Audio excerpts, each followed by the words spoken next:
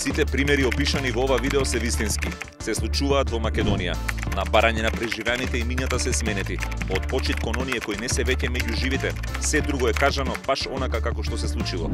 Иако темата има многу нијанси, сепак она пошто главно нашата администрација се разликува од онаа во европските држави кои ги цениме како средени, со функционален систем и одговорни институции е нејзиниот слоган. Не е до мене.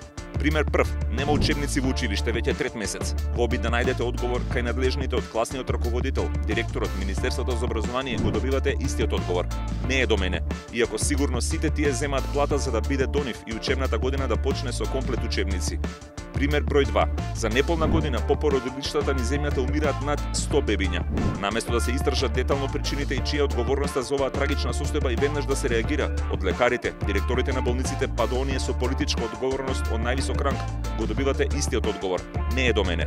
И за третиот пример остануваме во болница, на преглед. Изнемоштени лица чекаат со часови да ја примат својата терапија или конкретно хемотерапија. Нема ниту доволно столчиња за седење. Ке тропнете од врата на врата да прашате зошто е така и тоа секој ден ке добиете одговор. Не знам, не е до мене. Четврт пример. Ако под вашата зграда има продавница за месо претворена во полукафана, која со незаконски изведена вентилација загадува цела зграда, околината смрди, децата играат врз пластови за сирена крв, а станарите не можат да отворат прозор, се обидувате да најдете која институција треба да преземе нешто. Веќе погодувате.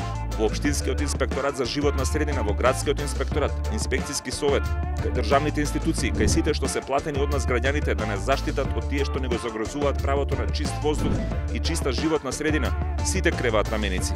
Не е до мене. Петти пример. Паднал асфалт на улица од камион со незаштитена приколица. Останува асфалтот и се претвора во џумка на која во наредните месеци или години ќе внимавате да не скршите некој бандаж.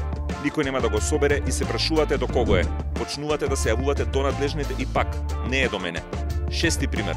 Возила крнтии кои со децении стојат околу зграда. Ке се јавите до општина и откако ќе ви извртат по повеќе одделенија и демек надлежни, ќе добиете одговор не е до мене. Пример број 7.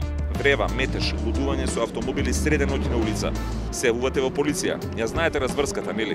И самите сте се нашле во таа ситуација. Е сега замислете на пазар да ви продаваат скапани домати или бајат леп и да морате да ги купите. Продавачот да крене раменици, да каже не е до мене, да ви ги земе парите, а и да ви ја наполни торбата со скапани производи. Заклучок. Само државните институции во Македонија, платени со народни пари, го имаат луксусот да ви даваат скапани услуги, да ве шетаат од шалтер до шалтер, да креваат раменици и да велат не е до мене. А чекај, до кого е?